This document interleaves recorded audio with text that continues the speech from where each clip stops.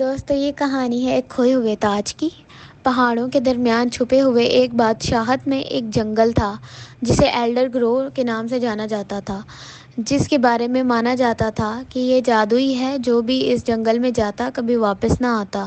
کہانیاں بتاتی تھیں کہ ایک کھویا ہوا تاج جنگل کی گہرائی میں چھپا ہوا ہے، جسے جادوئی مخلوقات کی حفاظت حاصل ہے اور اس میں بے پناہ طاقت پوشیدہ ہے۔ ایک دن ایک نوجوان لڑکا آرین، جو قریبی گاؤں میں رہتا تھا، اپنے دادا کے سامان میں سے ایک عجیب و غریب انگوٹھی دریافت کرتا ہے۔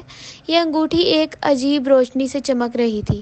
اس کے دادا، جو پرانی کہانیاں سناتے تھے، انہوں نے بتایا کہ یہ انگوٹھی ایک عظیم جنگجو پہنتا تھا، جو کئی صدیوں پہلے ایلڈر گرو میں تاج لینے گیا تھا مگر کبھی واپس نہ آیا۔ اب یہ انگوٹھی آرین کو منتخب کر چکی تھی اور یہ اس کی قسمت تھی کہ وہ کھویا ہوا تاج واپس لائے اور بادشاہت کو بچائے۔ آرین نے ہچکچاتے ہوئے انگوٹھی اپنی انگلی میں پہنی۔ فوراً اس کے ارد گرد کی دنیا بدل گئی۔ وہ جادوئی راستے دیکھنے لگا جو اوروں کی نظر سے اوجھل تھے، انگوٹھی سے خطرات سے آگاہ کرتی اور چھپی ہوئی راہیں دکھاتی۔ سچائی جاننے کے لیے پرعزم آرین نے ایلڈر گرو کی طرف سفر شروع کیا۔ گاؤں والوں نے اسے خطرات کے بارے میں خبردار کیا، مگر آرین جانتا تھا کہ یہ اس کا واحد موقع ہے خود کو ثابت کرنے کا۔ انگوٹھی اور بے خوف دل کے ساتھ وہ جنگل میں داخل ہوا۔ جنگل کے اندر ایلڈر گرو جادو سے بھرا ہوا تھا۔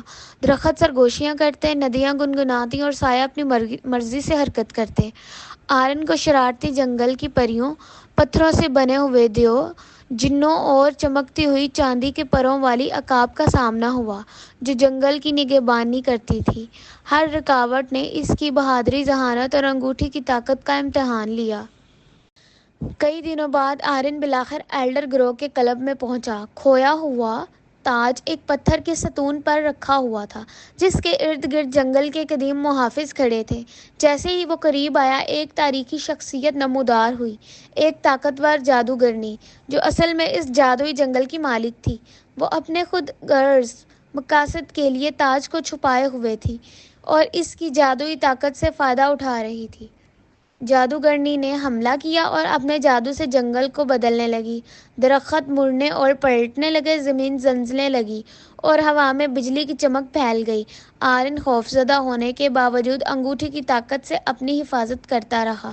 انگوٹھی کی روشنی اور طاقت بھری گئی اور آرین کو یہ احساس ہوا کہ صرف پاک دل والا ہی اس تاج کو سنبھال سکتا ہے۔